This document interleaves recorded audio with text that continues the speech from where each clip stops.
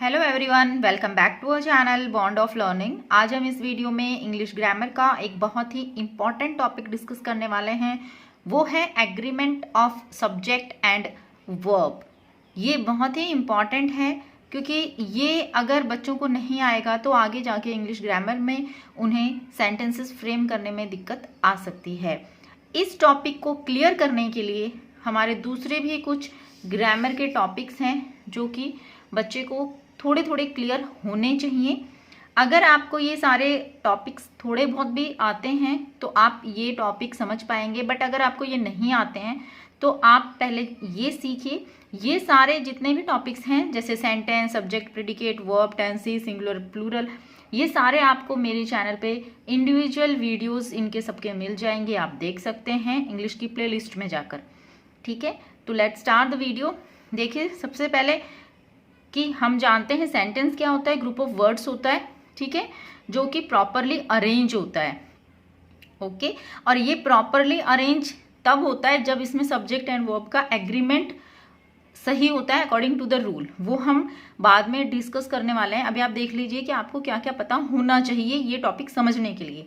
Second है subject and predicate. जब हम सेंटेंस की बात करते हैं तो सेंटेंस में दो चीजें इंपॉर्टेंट होती है, one is subject and other is predicate. Okay, हम जिसके बारे में बात कर रहे होते हैं वो होता है सब्जेक्ट, और उसके बारे में हम क्या बात कर रहे हैं वो होता है प्रेडिकेट, और वर्ब जो है वो जाता है प्रेडिकेट में। ओके, अब वर्ब क्या होते हैं? वर्ब्स डूइंग वर्ड्स होते हैं, एक्शन वर्ड्स होते हैं। ठीक है, टेंसेस के बारे में भी आपको पता होना चाहिए, एटलीस्ट जो सिंपल एंड कॉन्टिन्यूअस हैं, प्रेजेंट एंड उसके पास्ट के, एटलीस्ट आपको ये दो तो आने ही चाहिए। बाकी भी दो अगर नहीं आ रहे हैं तो simple present tense, simple past tense, present continuous tense and past continuous tense, इतना तो आपको आना ही चाहिए। Next, singular and plural nouns के बारे में आपको नॉलेज होनी चाहिए कि कैसे बने हैं। फॉर एग्जाम्पल, अगर मैं कहूँ चाइल्ड, तो चाइल्ड अगर एक सब्जेक्ट है तो उसका प्लूरल होगा चिल्ड्रन। तो ये सारी चीज़ें आपको फर्स्ट क्लास से ही बता दी जाती हैं कि नाउन्स को आपको प्लूरल कैसे बनाना है, तो वो आपको आना चाहिए। जैसा कि हमने कहा कि सेंटेंस में सब्जेक्ट होता है, तो सब्जेक्ट आपका नाउन हो सकता है एज वेल एज प्रोनाउन भी हो सकता है। प्रोनाउन जैसे ही, शी, इट, वी, यू, आई, दे, ठीक है, तो उनके अकॉर्डिंग भी हमारे जो एग्रीमेंट है सब्जेक्ट का और वर्ब का वो डिपेंड होता है। नेक्स्ट है सिंगुलर एंड प्लूरल, जो वर्ब्स हैं उनके बारे में भी आपको पता होना चाहिए। हमें जब हम शुरू में सीखते हैं सिंगुलर एंड प्लूरल तो हमें बेसिकली नाउन जो होते हैं ना उन्हीं के बारे में सिखाया जाता है। वर्ब के बारे में इतनी ज़्यादा नॉलेज हमें नहीं दी जाती है, इसलिए कई बार बच्चे कंफ्यूज होते हैं कि ये सिंगुलर नाउन है कि प्लूरल है। बिकॉज देखिए आप, ये हम बात कर रहे हैं नाउन्स की। जब हम नाउन्स की बात करते हैं तो नाउन्स को जब हमें, जैसे मैंगो है तो ये एक सिंगुलर नाउन है, इसको जब हम प्लूरल में लिखेंगे तो इट विल बिकम मैंगोज, ये बन जाएगा मैंगोज। ठीक है, इसमें लग गया ईएस। डिश का बन जाएगा डिशेस, इसमें भी लग गया ईएस। फैन का फैंस, इसमें लग गया एस। तो नाउन्स जब हमारे प्लूरल बनते हैं तो एस या ईएस लग जाता है। नाइफ में जैसे बन जाएगा KNIVES, VES लग जाएगा। तो ये सारे हो गए प्लूरल और ये थे हमारे सिंगुलर नाउन्स। बट जब वर्ब की बात हम करते हैं ना तो वर्ब में इसका ऑपोजिट है। देखिए, फ्लाई जो है ये हमारा प्लूरल वर्ब है और फ्लाइज जो है वो सिंगुलर वर्ब है। ओके, अगर ये चीज़ आप अच्छे से सीख लेंगे तो आगे आप कंफ्यूज नहीं होंगे। यहीं पे बच्चे कंफ्यूज होते हैं कि यहाँ जब फ्लाई है वो सिंगुलर है और फ्लाइज में जब IES लगा दिया तो नाउन की तरह ये भी प्लूरल बन गया। नहीं, ये प्लूरल नहीं बना। ये जो फ्लाई था ये प्लूरल था और इसमें जब हम FLIES लगा देते हैं, वर्ब में हम जब S या ES लगा देते हैं, ठीक है, वो उसका सिंगुलर फॉर्म होता है। Right and rights, look and looks. Okay, ये इतनी चीज़ें आपको क्लियर होनी चाहिए। उसके बाद हम डिस्कस करते हैं कि रूल क्या कहता है। रूल कहता है in a sentence the verb must always agree with the subject.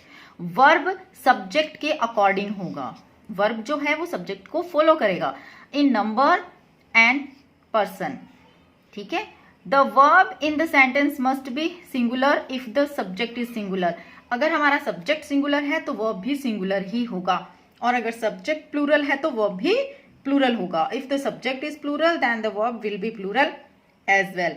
This is known as the agreement of subject and verb. तो ये जो डेफिनेशन है ये आपको लिख भी लेनी है, लर्न भी कर लेनी है। अगर आपको समझ में आ जाएगी तो ये लर्न करना बहुत आसान है, बहुत ही सिंपल है। इससे भी ज़्यादा सिंपल वर्ड्स में आप अपनी लैंग्वेज में भी इनको लिख सकते हैं। सिर्फ ये ध्यान में रखना है कि ये बताना क्या चाह रहे हैं कि सब्जेक्ट अगर सिंगुलर है तो वर्ब भी सिंगुलर होगा, और अगर सब्जेक्ट प्लूरल है तो वर्ब भी प्लूरल होगा, ठीक है। अब कुछ एग्जाम्पल्स देखेंगे जिनसे कि आपका जो ये कॉन्सेप्ट है वो क्लियर हो। सबसे पहले सेंटेंस को रीड करेंगे। रोहन ईट्स अ बनान अ केक। ओके, अब इस सेंटेंस में सब्जेक्ट क्या है? रोहन है। Okay, Rohan is a subject. Verb क्या है? ईट्स है, ठीक है, और ये इसका रिमेनिंग पार्ट है। और आप ऐसे भी कह सकते हैं रोहन सब्जेक्ट है और बाकी का ये प्रेडिकेट है, उस प्रेडिकेट में से ईट्स जो है वो हमारा वर्ब है। तो आपने देखा रोहन कैसा सब्जेक्ट है। सबसे पहले आपको फोकस करना है सब्जेक्ट पे। सब्जेक्ट हमारा हो सकता है नाउन हो और हो सकता है प्रोनाउन हो, ठीक है। तो यहाँ नाउन है जो कि रोहन है। रोहन कैसा हमारा सब्जेक्ट है? It's a singular subject.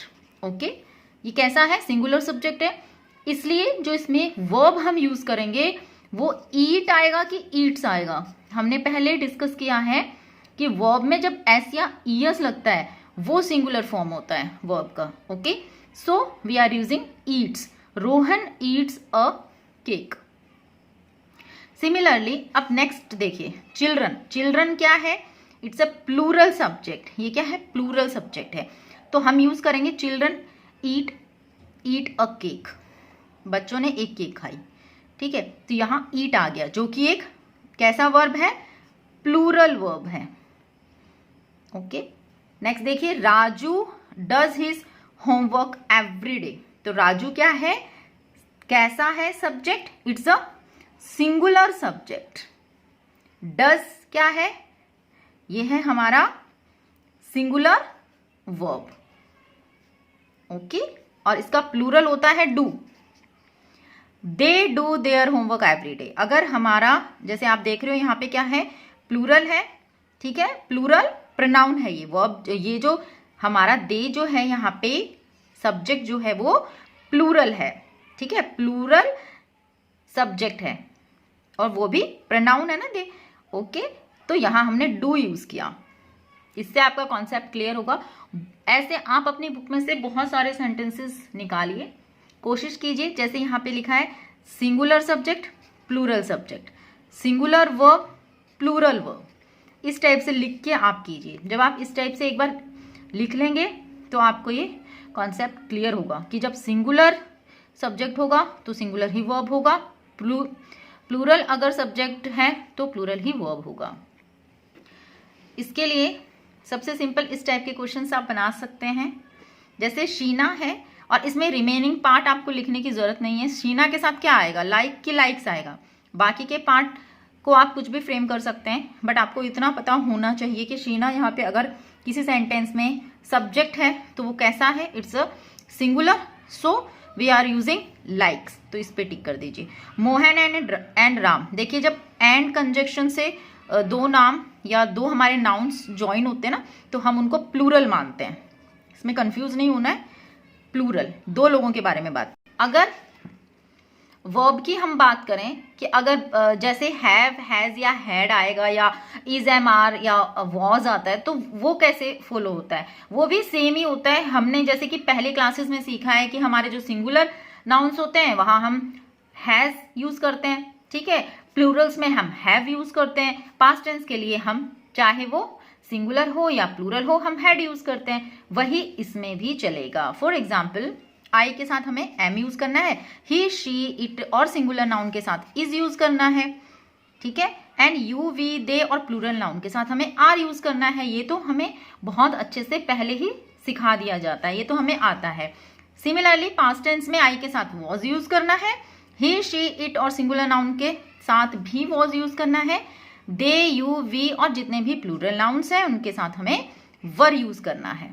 ठीक है, ऐसे ही अगर हम हैव और हैज की बात करते हैं तो आई वी यू दे और प्लूरल्स के साथ हैव यूज करना है, ही शी इट और सिंगुलर नाउन के साथ हमें हैज यूज करना है।